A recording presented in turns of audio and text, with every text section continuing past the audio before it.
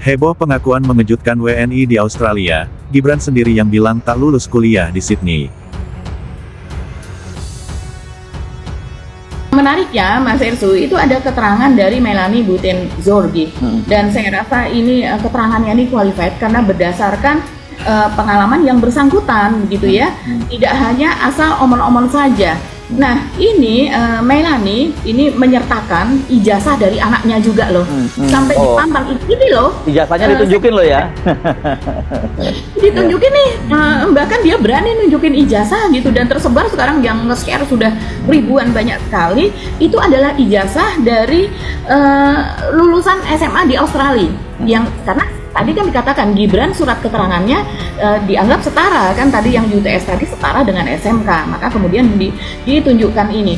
Nah yang menarik ini postingan dari Melanie adalah seperti ini. Mungkin saya tidak bacakan keseluruhan ya, tapi kurang lebih begini. Jadi fix Gibran tidak punya ijazah SMA keluaran Australia. Ini tulisan dari Melanie ya, Ibu Melanie, Dr. Melanie. Di Indonesia penyetaraan ijazah luar negeri diatur oleh Permendikbudristek nomor 50 tahun 2020 tentang penyetaraan ijazah luar negeri. Penyetaraan hanya berlaku untuk ijazah pendidikan dasar menengah dalam sistem ASIC yang diakui sebagai School Leaving Certificate resmi. Berhubung Gibran klaim dia lulusan SMA di Australia, maka berikut saya lampirkan contoh High School Leaving Certificate SMA di Australia milik anak saya. Pada sertifikat tersebut jelas mencantumkan nama high school yang mengeluarkan sertifikat. Sementara Gibran kan yaitu tadi bukan high school, UTS insert itu bukan high school. Iya.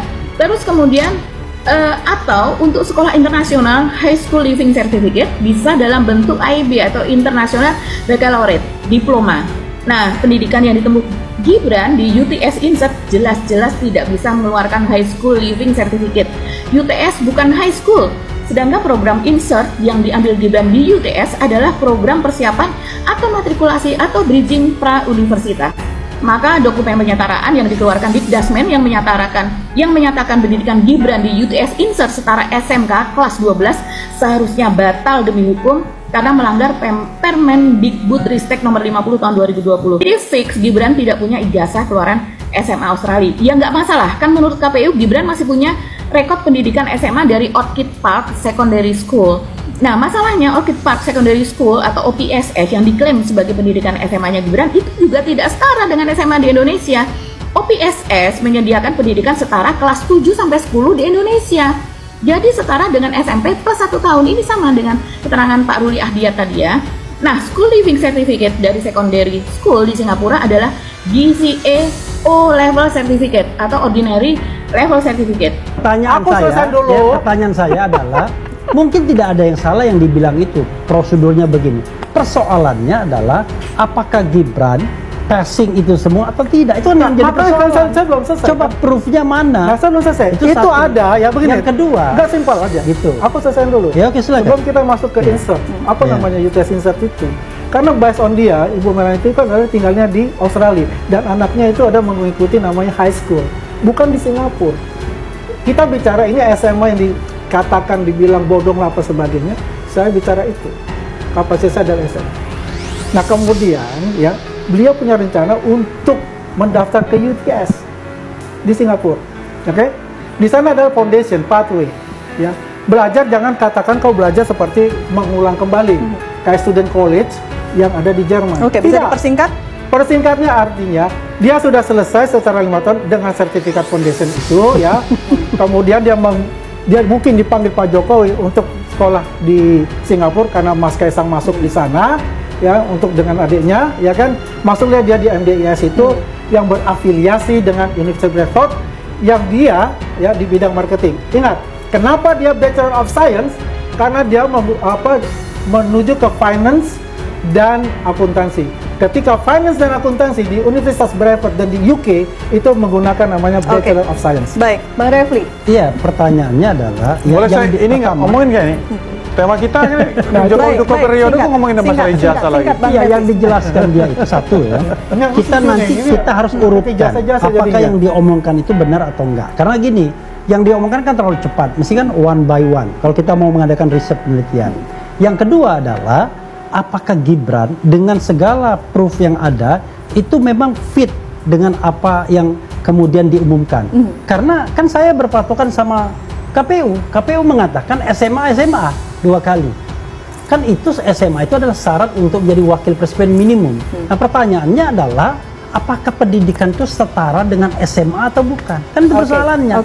Dan kemudian banyak yang berargumentasi mengatakan tidak setara. Kalau tidak setara dengan SMA, maka dia kemudian tidak lagi memenuhi syarat sebagai wakil presiden. Itu satu. Yang kedua adalah kalau seandainya di antara informasi itu fake, keliru, salah, sengaja disesatkan sebagaimana dokumen yang ada pada saya ini, macam-macam tuh gelarnya. Ada pernah Gibran Raka Buming Raka Bikom, tadi bilang BSC. Baik. Itu di mana? Makanya itu kan di online, media online kan? Ini sudah lah, lihat dulu. Media online lah itu. Nah, jangan dibantah, Saya kan nggak membantah Anda. Nah, itu kan bisa saja bentar dulu. Saya tidak membantah Anda. Iya, nggak apa-apa. Kan? Nah, pertanyaannya adalah apakah semua sertifikat itu ada atau tidak? Makanya saya appeal kepada DPR sebagai fungsi pengawasan.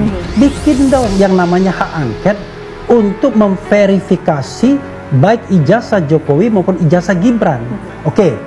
Orang bilang Jokowi nggak bisa lagi karena dia bukan presiden. Oke, nggak apa-apa.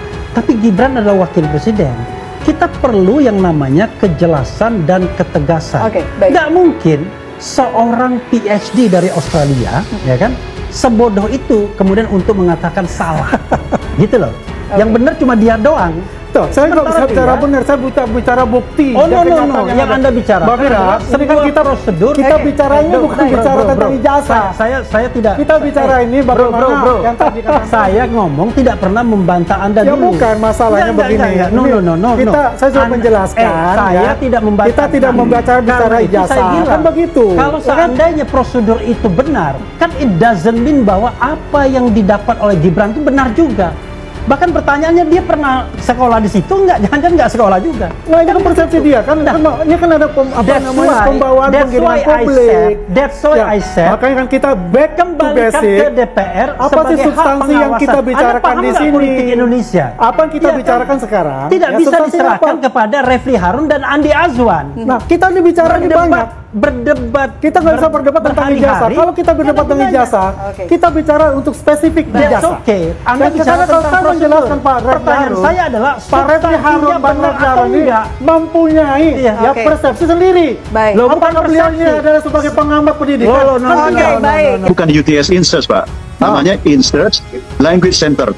Insearch Language Center. Bahasa dong itu ya? Berbeda dengan UTS. UTS itu University Technology of Sydney ya. Itu university. Kalau Insearch ini, Insearch Language Center, tempat orang-orang belajar bahasa Inggris. Itu ada 3 jalur itu ya, yang saya tahu ya. Ada satunya itu English for Further Education, itu seperti training center, atau pathway ya, jalan menuju university. Itu umumnya ke UTS ya. Karena itu Bang berafiliasi dengan UTS, bekerja sama dengan banyak di UTS. Jadi mahasiswa overseas yang mau berkuliah atau sekolah di UTS, di training dulu bahasa Inggrisnya. Kalau bahasa Inggrisnya belum memadai, sekolah dulu di Insearch. Tapi itu bukan UTS, itu Insearch Language Center namanya. Nah itu di situ bukan saja, bukan saja mahasiswa yang melanjutkan sekolah ke university, tapi bisa juga orang-orang umum yang mau belajar bahasa Inggris di sana. Seperti halnya istri saya, waktu dia dapat permanent resident Australia, mereka tuh dikasih, atau orang-orang yang dapat permanent resident Australia itu ya dikasih hak untuk belajar bahasa Inggris selama 500 jam gratis dari pemerintah Australia. Itu dikirimnya ke Insearch juga. Belajar bahasa Inggris di Insearch ya. Jadi tidak memandang ijazahnya ya, tidak menentukan ijazah. Tidak memandang ijazah sebelumnya. Boleh yang melanjutkan sekolah ke uni, boleh orang umum yang mau sekolah bahasa Inggris, boleh orang-orang yang dapat fasilitas khusus belajar bahasa Inggris. Seperti halnya istri saya dapat fasilitas khusus dari pemerintah Australia untuk belajar bahasa Inggris secara gratis. Untuk belajar bahasa Inggris itu di trainingnya di Insearch itu banyaknya. Ya, itu satu jalur pertama. Katanya tadi menurut Anda 3 jalur katanya di situ. Ya, itu yang satu jalur sekolah. Ya. Sekolah menuju university. Kedua, orang-orang yang dibolehkan sekolah yang dikasih fasilitas sekolah dari pemerintah Australia untuk meningkatkan bahasa Inggrisnya secara gratis. Ketiga, orang-orang umum yang mau belajar bahasa Inggris, mau dari negara manapun yang tidak berbahasa Inggris, dari Indonesia, dari Vietnam, dari Kamboja, dari Filipina, atau dari Bangladesh atau dari Nepal, yang mau belajar bahasa Inggris, boleh ke Insearch sana. Karena itu adalah institusi yang independen, bukan harus khusus untuk belajar ke UTS, tapi ada jalur lain juga yang mau melanjutkan kuliah ke UTS tapi bahasa Inggrisnya belum memadai untuk meningkatkan kemampuan bahasa Inggris, di training dulu. Itu programnya sekitar 9 bulanan, Pak. Karena kita di sini Desember Januari itu kita nggak sekolah di sini, itu summer holiday ya. Ada sekolah-sekolah khusus bulan summer itu namanya summer school. Tapi program insert itu bukan summer school. Dia yang antara 9 dan 10 bulan, 9 bulanan lah gitu ya. Sekolahnya. Dan Pak Gibran bilang sama saya waktu itu, dia sebentar, nggak cukup. 9 bulan nggak selesai karena dia udah pulang duluan ke Indonesia. Oh, jadi 9 bulan itu program itu nggak diselesaikan oleh Gibran gitu ya? Tidak diselesaikan. Dia bilang sama saya waktu itu, dia nggak lama, sekitar 6 bulanan dia bilang sama saya waktu itu ya. Dia udah pulang ke Indonesia. Jadi ya programnya nggak lama. Apa nggak dijelaskan kenapa dia harus pulang itu, kenapa penyebabnya? Ya, dia nggak ngasih tahu saya juga nggak nanya Pak, dan juga dia nggak banyak ngomong. Waktu itu kan kita nggak tahu Gibran itu mau jadi wakil presiden, mau jadi wali kota, kita kan nggak tahu. Oke. Nah, akhirnya Anda ajak dia ke UTS itu. Waktu itu masih ada UTS-nya? Sorry, insertnya. Saya karena di Indonesia UTS insert. Jadi betul insert saja. Jadi Anda ada ke kampusnya. Jadi kayak kampus atau gedung biasa? Saya ada ke sekolahan dia. Ya, saya banyak bawa ke kampus dan lihat, oh ya ini saya sekolah di situ dulu, itu sini dulu kan. Nah, jarak antara UTS University Technology Sydney dengan Insert Language Center itu sekitar 300 meteran ya, 300 meteran itu, nggak jauh ya. Jadi ya dekat sekali ya. Nggak bersebelahan, tapi ya gedungnya itu ya, kalau Insert itu dekat ke Chinatown, kalau UTS ini itu di Ultimo, tapi George Street-nya itu ya, George Street namanya. Itu jalan utama Sydney, George Street itu. Kalau Insert ini agak ke dalam, itu dekat Chinatown. Nah, umumnya orang-orang sekolah di Insert itu orang-orang Asia yang tidak bisa berbahasa Inggris. Orang yang tidak bisa bahasa Inggris ya. Jadi kalau sekarang disebut bahwa misalnya Gibran itu cukup lama di sana sampai 3 tahun, itu menurut pengakuan dia tidak seperti itu gitu ya? Tidak seperti itu. Dia bilang sekitar 6 bulan. Waktu itu dia ngomong saya tanya kan, lama Pak situ Pak? Ya sekitar 6 bulanan. Saya 6 bulan terus pulang ke Indonesia. Dan dia mengaku bahwa berarti dia mengaku saya tidak menyelesaikan, atau kesimpulan Anda tidak menyelesaikan itu? Dia nggak bilang menyelesaikan. Sekitar 6 bulan terus saya pulang. Tapi saya tahu kalau program insert itu untuk orang asing itu ya, itu sekitar 9 bulan, 8 atau 9 bulan lah gitu. Karena kita di sini summer school itu nggak sekolah di sini. Yang dituduhkan kalau dari saya ya cuma mengada-ada lah. Maksudnya memang nggak ada tuduhan harusnya ya. Karena kan selesai S1 gitu. Kalau yang dipertanyakan ini kok simpang siur, saya nggak ngikutin yang mana hoax yang disebarkan ya. Tapi saya yang sempat dengar kan ijazahnya cuma SD. Loh, berarti Anda mempertanyakan kok MDIS mau ya terima anak lulusan SD? Boleh dibilang Anda menghina MDIS dong. Betul. Kesannya MDIS jelek banget sampai mau terima anak hanya dari SD. Betul. Nah, ini kan menghina universitas di luar negeri. Gitu. Apalagi itu kampus negeri, Bu ya.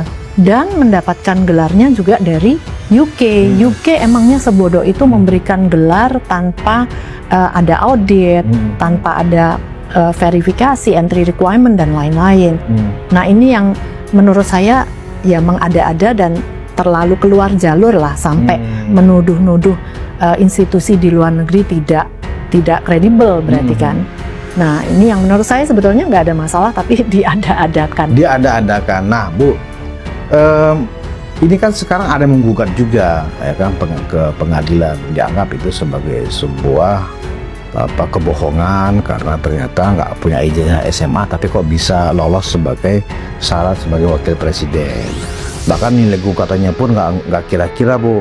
Pening kita dengarnya bahwa 125 triliun kan begitu ya. Memang kalau kita lihat tuduhannya itu secara politik ya, ini adalah gugatan yang sifatnya politik. Tetapi di sisi lain dibangun framing bahwa ini kita mencari keadilan, kita sedang menuntut sebuah kejujuran kan begitu. Seolah-olah dibangun kesan ke masyarakat bahwa Mas Gibran ini tidak jujur, ya kan, membohongi KPU. Orang nggak punya SMA kok kan gitu. Nah, padahal kalau menurut saya, kalau memang dia niatnya baik, dia harusnya bertanya dulu ke Dikdasmen. Sekarang kan kalau nggak salah namanya Dikdasmen ya, Kementerian Pendidikan Dasar dan Menengah. Kalau dulu kan gabung semuanya kan gitu loh. Tinggal ditanya aja apakah Mas Gibran itu memang ketika memasukkan ijazah dia di KPU itu, apakah SMA atau perguruan tinggi itu memang ekivalen atau setara, kan selesai.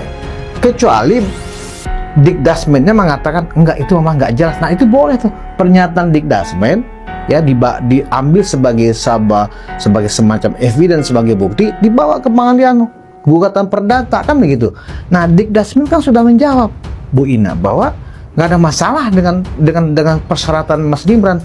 Gimana Ibu mengomentarinya? Makanya kalau yang ingin diperjuangkan adalah kejujuran dari sebuah ijazah, ya pertanyakan semua politisi dan pejabat dan anggota dewan yang ada sekarang.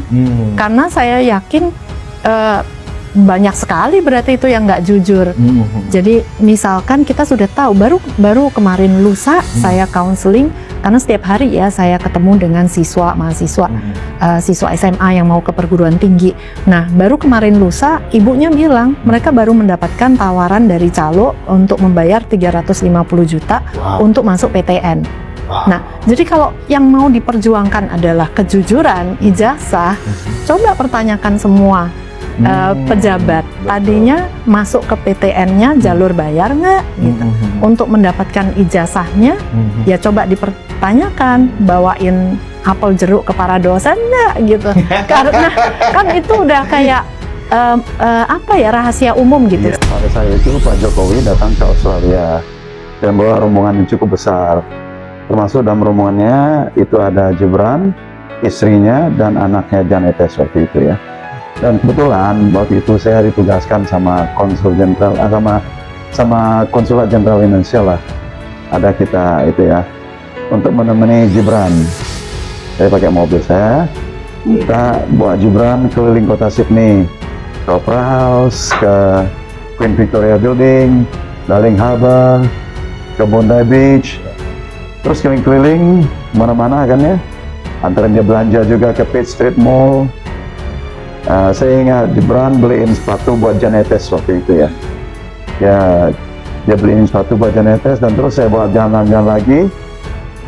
Gibran ngasih tahu saya, Pak Gibran, Pak, tolong antarin saya ke Insert. Dia pengen lihat lagi kan, saya datang, saya bawa, karena Insert itu di kota Sydney ya, di pusat kota Sydney. Terus saya bawa sana, iya, dia bilang sama saya pernah sekolah di situ dulu, tapi nggak lama gitu. Nggak lama, tapi nggak selesai, dia nggak lama, terus dia pulang ke Indonesia. Sekitar 6 bulanan dia pulang ke Indonesia. Jadi saya tahu Insert itu adalah satu program pra-university buat orang asing ya, yang mau sekolah di Australia, yang bahasa Inggrisnya belum memadai, itu harus sekolah training bahasa Inggris dulu di Insert sana, seperti pra-university, untuk meningkatkan TOEFL-nya, meningkatkan kemampuan bahasa Inggris. Itu programnya kalau nggak salah antara 8 dan 9 bulan ya. Tapi Gibran bilang dia nggak selesai di sana, terus dia pulang ke Indonesia.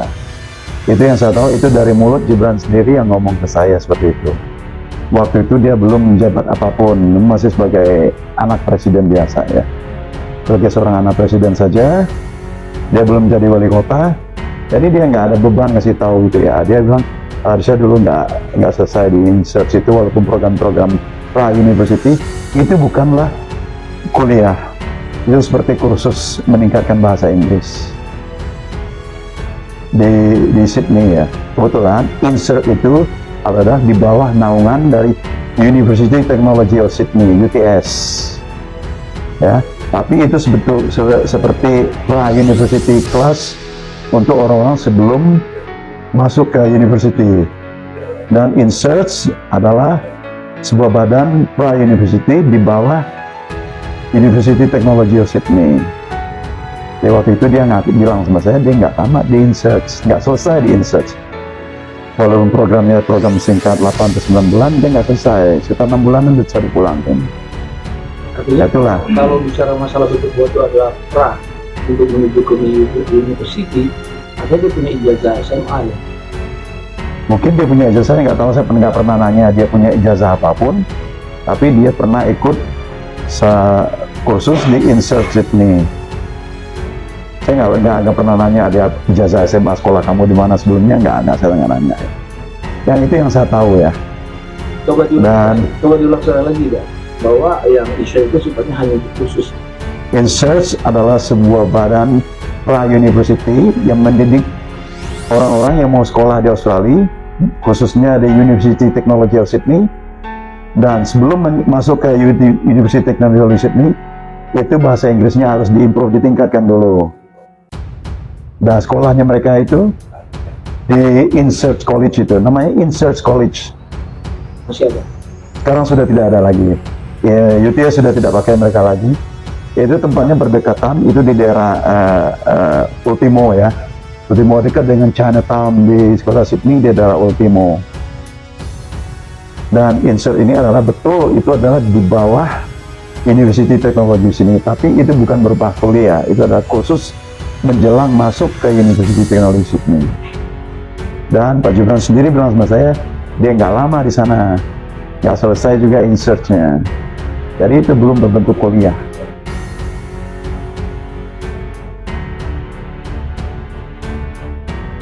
Di tengah pusaran gugatan hukum senilai 125 triliun rupiah terkait keabsahan ijazahnya, sebuah pengakuan baru yang menyentak datang dari Sydney, Australia. Seorang warga negara Indonesia, WNI, yang telah menetap 37 tahun di negeri Kanguru, Ihsan Katonde, mengklaim pernah mendengar langsung dari mulut Gibran Rakabuming Raka bahwa ia tidak menuntaskan studinya. Kesaksian ini sontak menjadi bola panas baru yang kembali mempertanyakan riwayat pendidikan sang wakil presiden. Ihsan mengaku pernah bertemu dan bahkan menjadi sopir pribadi Gibran saat berkunjung ke Sydney pada tahun 2018. Dari interaksi intensif itulah, ia mendengar sebuah pengakuan yang kini menggemparkan publik. Dalam tayangan di kanal YouTube Hersubeno Point pada Minggu, tanggal 28 September tahun 2025, Ihsan menceritakan detail pertemuannya dengan Gibran, Sally Ananda, dan Yan Etes. Ia terkejut ketika Gibran secara terbuka bercerita tentang masa-masa kuliahnya di Insirk Language Center Sydney. Gibran bilang sama saya waktu itu, dia sebentar di Insirk Language Center Sydney, enggak cukup, enggak selesai karena dia sudah pulang duluan ke Indonesia, ujar Ihsan menirukan ucapan Gibran. Ihsan menambahkan, pengakuan itu janggal karena program studi di lembaga tersebut normalnya berjalan selama 9 bulan penuh. Tidak diselesaikan, dia bilang sekitar 6 bulanan, lalu sudah pulang ke Indonesia. Jadi ya programnya nggak lama, tambahnya. Pengakuan dari Sydney ini seolah menjadi bahan bakar bagi api gugatan yang dilayangkan advokat Subhan Palal di Pengadilan Negeri Jakarta Pusat. Subhan menuntut Gibran dan KPU membayar ganti rugi 125 triliun rupiah karena dugaan penggunaan ijazah yang tidak sah sebagai syarat pencalonan wakil presiden. Sebelumnya, Gibran telah berulang kali mencoba meredam isu ini. Saat masa kampanye Pilpres 2024, ia sempat menunjukkan dokumen pendidikannya dari Management Development Institute of Singapore (MDIS) dan University of Bradford, meski dengan catatan, "Ini tak bawa ya tapi jangan direkam. Ojo direkam, jangan direkam, mesake wong tua kuis nyekolahke kasihan orang tua yang sudah menyekolahkan," kata Gibran kala itu. Ia juga menantang para peragunya, menegaskan bahwa jika ijazahnya palsu, seharusnya sudah dipermasalahkan sejak awal proses pendaftaran di KPU.